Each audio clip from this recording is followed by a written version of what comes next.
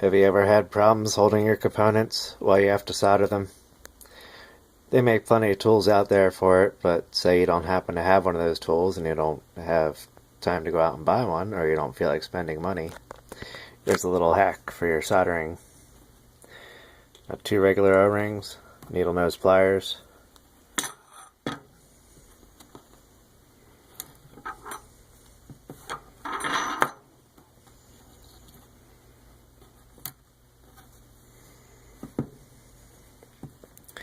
put the O-rings down your needle nose pliers like that. Will help hold them together.